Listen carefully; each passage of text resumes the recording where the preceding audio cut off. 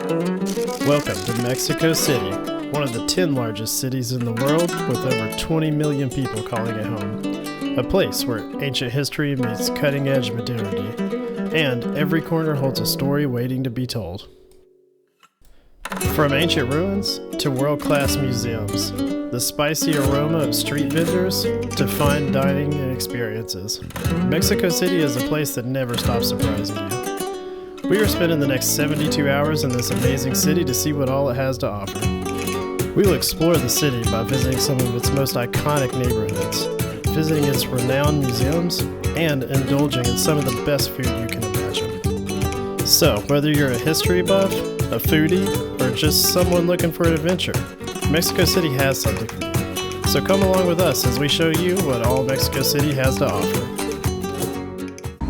Alright, so we're kicking our trip off here in Mexico City in Xochimilco, which is one of the 16 boroughs here in Mexico City, but probably most famously known for their colorful boat rides. So when you come down here, you can usually find trips like this on Viator, but we decided just to come straight down here and see if we could pick up one of these nice boats. They normally range from 600 to 800 pesos, which is very affordable, so we're super excited. Yes, though. Alright, so we made it onto a boat, and it was about 1,000 pesos, which is like $50. It's going to get us an hour and a half down here on the Xochimilco canals. So once upon a time, Mexico City was a lake, and the only way to get around the city was via canals. The lake's been drained since then, but some of these old canals still exist here. So you can see, you can come down to Xochimilco and party, hang out, enjoy the tunes.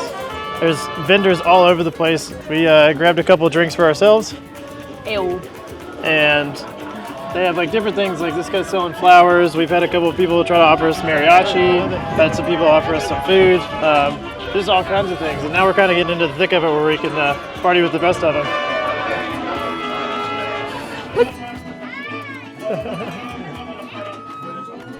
We chose to get to the canals around 10 or 11 a.m., which turned out to be a great idea. We were told that this is a slower time of the day and there's not as many people out. But looking around at all the people that beat us there, I can't imagine what it's like when it's actually busy. Your mileage may vary here, but our gracious Captain Alex turned our 1.5 hour trip to a 2-hour trip, which gave Aaron time to make some friends along the way. Well, look, there's ducks. I wish we had bread. Go tell the axolotls to come say hi, okay? During our ride, we got to try our hand at pushing the boat as well, which didn't turn out well at all. Okay, hang on. You gotta push it down. This is a lot harder than it looks. Push, Aaron, push. I'm trying. Yeah. How did you get it down there? Oh, you gotta go all the way out? Okay. Maybe that's my problem. You gotta spear it. Okay, like this? Oh, okay. Like this. I miss. How do you get it to go back down?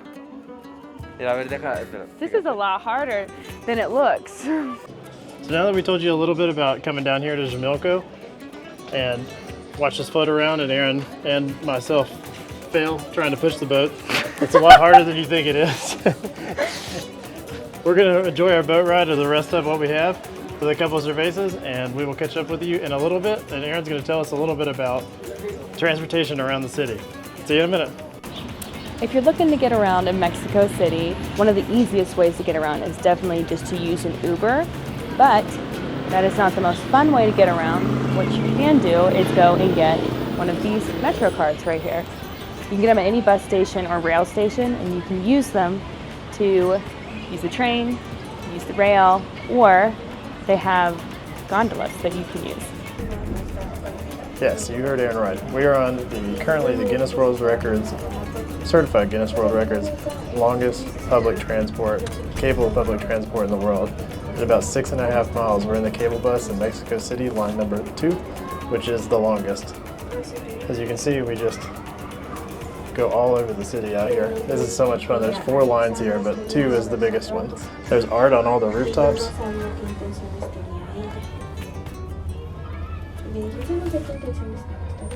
Definitely a wild ride. And I think it was only like 7 pesos, which is like 56 cents or something like that.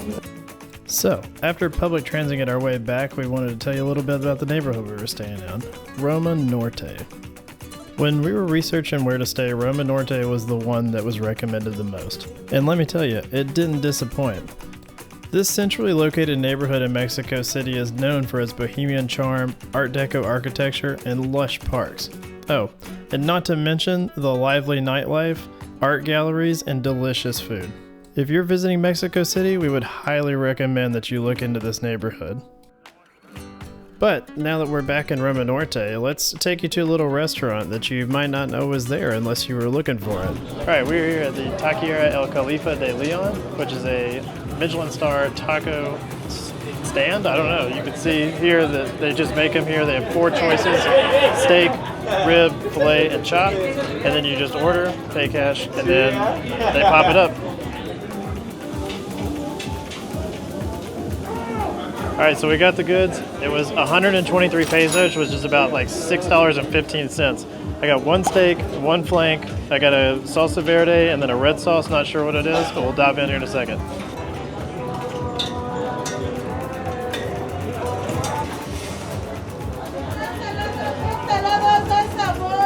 Muy bueno. Amazing tacos. For $6, Michelin star, I see where they got the star from. So one thing I wanted to mention is we came here, what is it? It's 3 o'clock on a Sunday.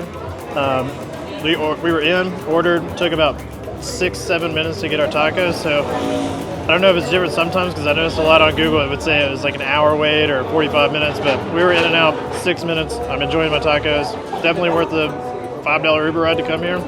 Would recommend. Delicious. After taking a moment to go back to the house and let our food settle, we headed off to another one of Mexico City's hidden gems, or maybe it's not so hidden anymore.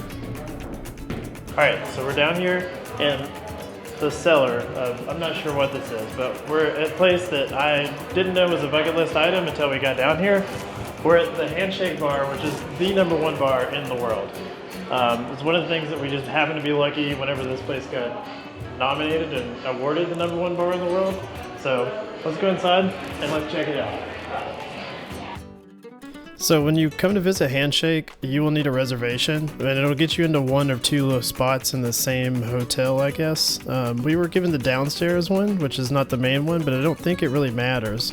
We were set and given warm and face towels, which is crazy for a bar. And then we ordered and kicked back and watched the show. I mean, these guys were masterful at their art. And the drinks were amazing. But before we go for the night, I'll leave you with this picture to see if you can tell what the hors d'oeuvres were for the night.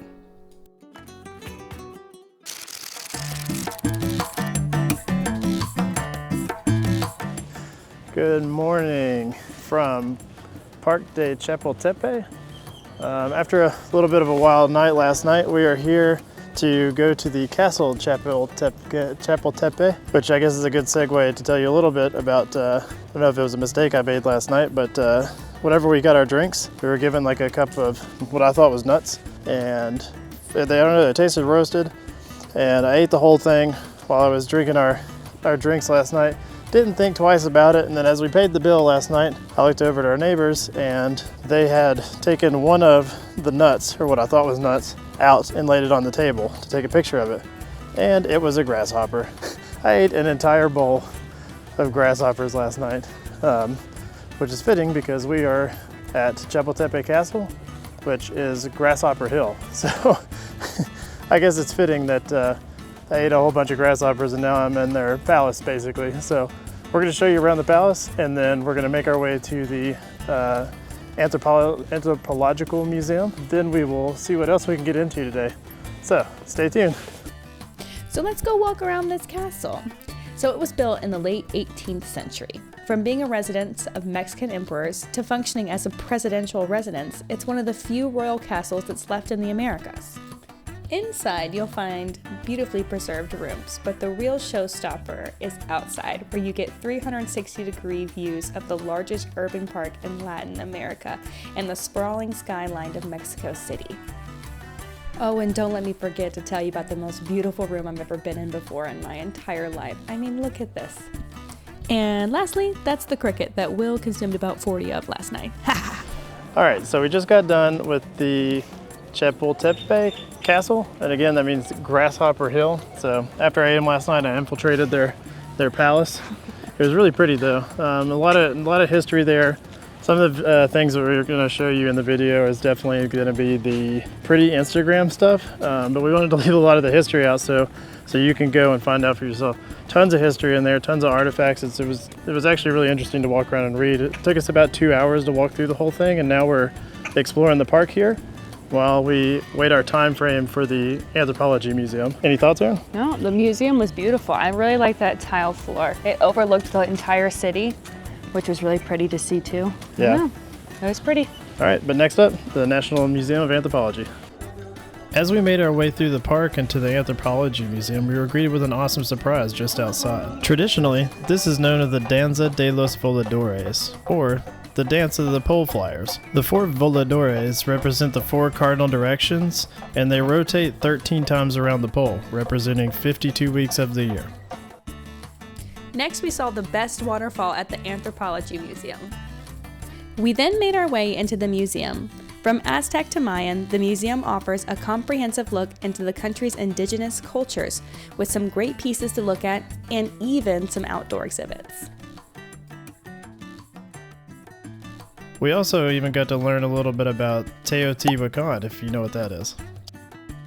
So we just wrapped up our time at the Anthropology Museum back there. There's so much history in there, just rooms on rooms on rooms. You can easily spend like 5-6 hours in there. That's like a whole day ordeal. I feel like we just barely scratched the surface with all the history and awesome things there are to do in there. But now we're gonna go ahead and head on to the next place, which is gonna be Polanco. As we made our way through the streets in Polanco, we noticed that this neighborhood isn't like the other ones we've been to. It's a little bit more modern and sophisticated, and known for its shopping and fine dining, so we went and found some dining because we were a little hungry after the museum. The place we chose was Cafe Barilla El Pendulo of Polanco.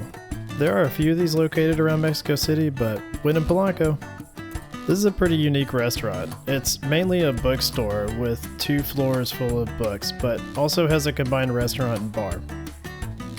We ordered a trio of mushroom pineapple tacos, some drinks, and some guacs to split. It was a unique spot for lunch and would definitely be a place we would visit again. After lunch, we kept on our journey through Polanco, where we stumbled across this little park called Park America. Alright, so after our afternoon snack there at the Library Cafe, which was delicious by the way, I got a Tamarino margarita and Will got an Aperol Spritz. Per usual, this is the second time I've got an Aperol Spritz while we were on vacation. Never disappoints. And then we also got a lot of guac. It was fun to sit in there, and you can see people coming in and out of the bookstore. It's like a restaurant. It was one of the things on our list, and we didn't know if we were going to actually make it, so it was good to make it here in Polanco. We're just sitting here in the park right now, the Park Americana, I believe it's called. We found out that this is a little bit ritzier part of town, and we're just kind of enjoying watching the day go by. It's the afternoon, everything's kind of coming to a close. I think we're going to end the video here. I hope you really enjoyed it and everything that we've shown you in Mexico City, and hope that it inspires you to come out here yourself. But there's one more thing that you get to do in Mexico City if you can come out here, and we will show you in next week's video. So stay tuned for that, and we hope you enjoyed us. Anything else, Aaron? No, everyone should come to Mexico City. It's like a hidden gem. We truly hope that you enjoyed this week's video of our time in Mexico City. Please like and subscribe so you don't miss next week's video where we take to the skies. See you in the next one.